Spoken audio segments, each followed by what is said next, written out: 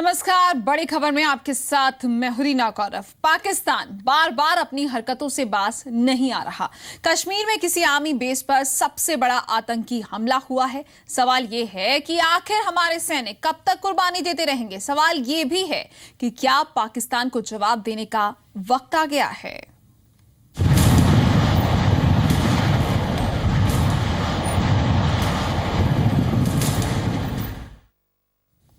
उरी हमले के बाद भारत सरकार में सरगर्मी तेज हो गई है। इस वक्त पिछले आधे घंटे से गृह मंत्रालय में राजनाथ सिंह के साथ उच्च स्तरीय बैठक चल रही है। गृह मंत्री के साथ बैठक में रक्षा मंत्री मनोहर पर्रिकर, सेना प्रमुख जनरल दिलबीर सिंह सुहाग मौजूद हैं। एनएसए अजीत डोभाल, आईबी के विशेष निदेशक, रॉ प्रमुख, डीजीएमओ भी बैठक में मौजूद हैं। बैठक में पीएमओ के अधिकारी भी शामिल हैं। इस बैठक के बाद गृह मंत्री राजनाथ सिंह और रक्षा मंत्री पर्रिकर प्रधानमंत्री मोदी से मुलाकात करेंगे। 7RCR पर प्रधानमंत्री के साथ बैठक सुबह 11:45 पर होगी। तो सवाल लगातार यही बन रहे हैं कि बैठकों का दौर जारी है, लेकिन आखिरकार कब लिया जाएगा बदला, कब जवाब दिया जाएगा पाकिस्तान को उसकी नापाक हरकतों का।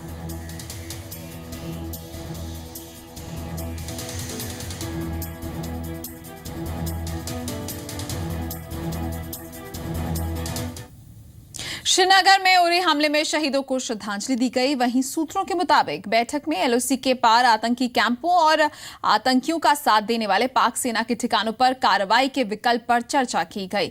भारत की कार्रवाई के विकल्पों पर प्रधानमंत्री को जानकारी दी जाएगी।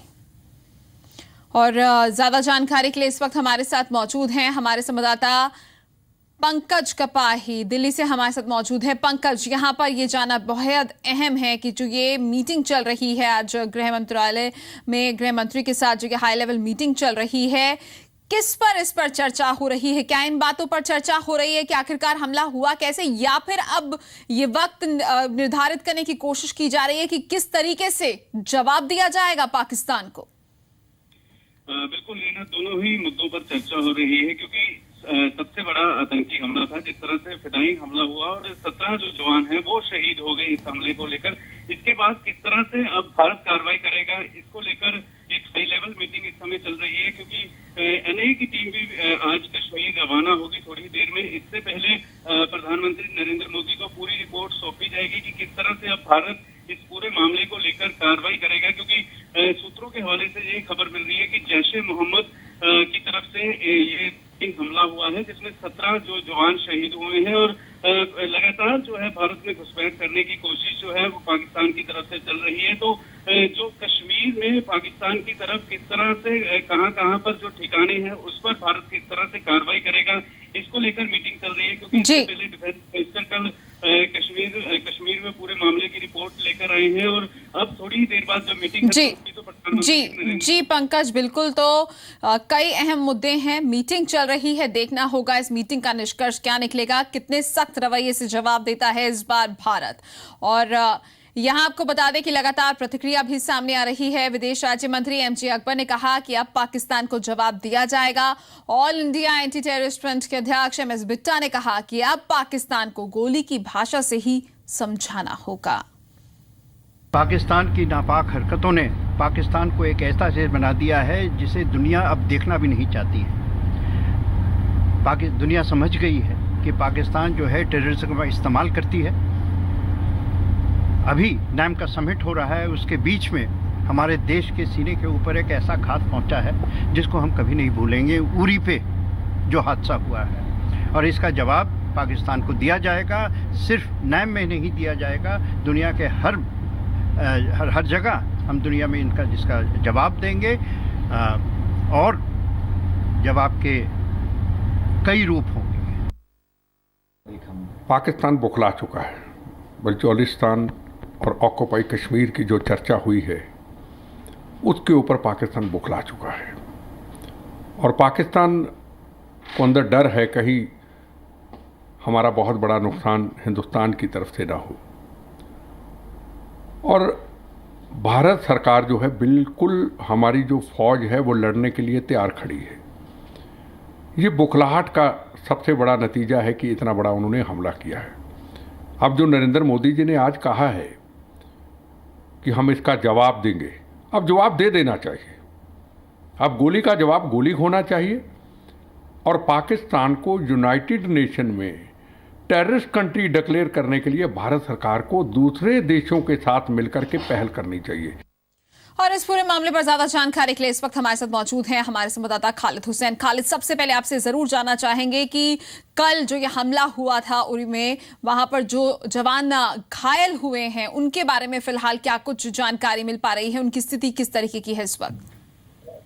देखिए, उनका इलाज जो है आर्मी के बेस कैंप में 92 हेडक्वार्टर बेस का जो हॉस्पिटल है वहां पर चल रहा है। कल एक स्पेशल टीम यहाँ SKICC से वहां बुलाई गई और करीबन 30 जवान हैं जो घायल हैं, जिनमें 9 की हालत गंभीर बताई जा रही है। उन्हें स्पेशल डॉक्टर के जरिए इलाज किया जा रहा है। एक जवान को एयरलिफ्ट किया गया है दिल्ली और कल रक्षा मंत्री यहाँ पहुंचे, उन्होंने भी उन जवानों का हालचाल पूछा।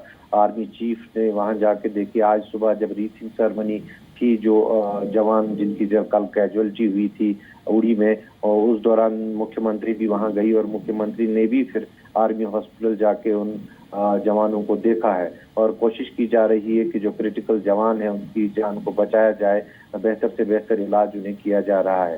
फिलहाल उड़ी की अगर हम बात करें, वहाँ कॉम्बिंग ऑपरेशन अभी भी चल रहा है। कुछ एक्सप्लोजन सुनाई दिए हैं, उन एक्सप्लोजिव को डिफ्यूज किया गया है वहाँ पे आर्मी के द्वारा और पूरे एरिया को कॉर्डन ऑफ करके पूरी तरह से चप्पे चप्पे को जो है सर्च ऑपरेशन वो अभी भी जारी है।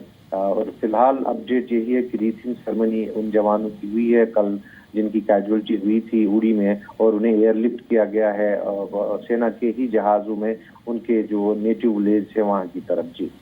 जी खालिद, और कहीं ना कहीं ये बेहद दुखद है कि किस तरीके से इस हमले में देश ने 17 जवानों को खोया है और कितने ज़्यादा जो हैं वो घायल अवस्था में अभी अस्पतालों में भर्ती हैं। खालिद, अगर हम आज की बात करें, जिस तरीके से आपने कहा कि कॉम्बिंग ऑपरेशन जारी है, कॉर्डन ऑफ किया गया है पूरे एरिया को, ऐसे में यहाँ पर आपसे ज़रूर जानना चाहेंगे कि रक्षा सचिव ने पहुँचना था और जाँच की बात कही जा रही थी, क्या कुछ आज वहाँ पर हलचल देखने को मिल रही है? देखिए, आज जहां दिल्ली में पूरी हलचल है, राजनाथ सिंह बैठक कर रहे हैं।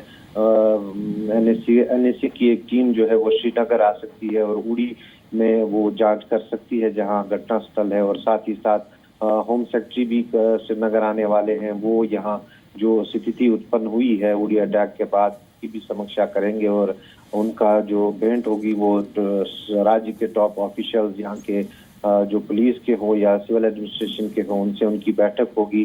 कल अगर हम बात करें, मुख्यमंत्री की और राज्यपाल की भी बैठक हुई जिसमें तमाम आला अधिकारी थे, चाहे फिर वो सिक्योरिटी फोर्सेस के हों या सिविल एडमिनिस्ट्रेशन के हों। उसमें भी रणनीति को देखा गया कि जितना, क्योंकि ये हमला जो था 27 सालों में अब तक सबसे बड़ा हमला माना जा रहा है और उड़ी बेस कैंप जो है वो सबसे सुरक्षित जगह सेना की मानी जाती थी और वहां पर यह हमला होना इन्फिल्ट्रेट करके, जो जैसे सेना बताती है, जो सूत्र हमें बताते हैं कि POK से इन्फिल्ट्रेट करके वो घुसे थे मिलिटेंट्स और उन्होंने ये हमला अंजाम दिया था और करीबन 3 घंटे वो कैंप के अंदर रहे। फायरिंग चलती रही, ग्रेनेड्स उन्होंने दागे, करीबन 17 ग्रेनेड्स उन्होंने दागे हैं केवल 3 मिनट में। तो उस हमले के मद्देनजर जहाँ पूरे देश में हलचल है, वहीं जम्मू कश्मीर राज्य में भी उच्च स्तर की बैठकें हो रही है और भापा जा रहा है कि सुरक्षा व्यवस्था जो है उसको कैसे अब आगे की, उसके लिए आगे की रणनीति कैसे बनाई जाए। जी खालिद, आप अपनी नजर बनाए रखिएगा। बहुत बहुत शुक्रिया आपका इस तमाम जानकारी के लिए। तो साफ तौर से जिस तरीके से अभी अगर हम उरी की बात करें तो वहां पर जहां पर यह हमला हुआ है उस पूरे एरिया में कॉम्बिंग ऑपरेशन अभी भी जारी है और पूरे एरिया को कॉर्डन ऑफ भी किया गया है। और ऐसे में बयान तो बहुत सारे आ रहे हैं, लेकिन सवाल यही उठ रहा है कि बैठकों का दौर अब जारी हो गया है, लेकिन बार बार जब देश पर इस तरीके से हमले हो रहे हैं तो आखिरकार सिर्फ बोली से नहीं, अब गोली से काम होगा। ये कई रक्षा विशेषज्ञों का भी कहना है, कई ऐसे नेताओं का भी कहना है कि अब वो वक्त आ गया है कि सिर्फ महज बातचीत से कुछ नहीं होने वाला है। और वहीं कांग्रेस की तरफ से मल्लिकार्जुन खड़गे ने कहा है कि आतंकवाद को खत्म करने के लिए कांग्रेस सरकार के साथ है। टेररिस्ट को अंत तक पहुंचाने के लिए गवर्नमेंट जो भी कोशिश करेगी उस कोशिश को देश के हित में हम भी उसका साथ देंगे। सरकार को भी ये देखना चाहिए कि वो सतर्क रहे और ऐसी घटना बार बार न होने देना। तो यहाँ पर आपने सुना मल्लिकार्जुन खड़गे को, जिन्होंने साफ तौर से कहा है कि सरकार जो भी कदम उठाएगी सरकार के साथ रहेगी कांग्रेस। और ऐसे में अब लगातार जो बयानबाजी सामने आ रही है वो तलक तेवर की जरूर आ रही है, कड़े शब्दों में निंदा जरूर की जा रही है। लेकिन इस बीच आपको बता दें कि बैठकों का दौर जारी है। गृह मंत्रालय में गृह मंत्री के साथ एक हाई लेवल मीटिंग अभी चल रही है, उसमें रक्षा मंत्री भी मौजूद है। और 11:45 पे रक्षा मंत्री मनोहर पर्रिकर प्रधानमंत्री नरेंद्र मोदी को 7 RCR में ब्रीफिंग देंगे। और ये भी कहा जा रहा है कि इस ब्रीफिंग में ना सिर्फ ये बताया जाएगा कि आखिरकार ये हमला कैसे हुआ, बल्कि ये भी बताने की कोशिश की जाएगी कि आखिरकार इसका जवाब कैसे दिया जा सकता है।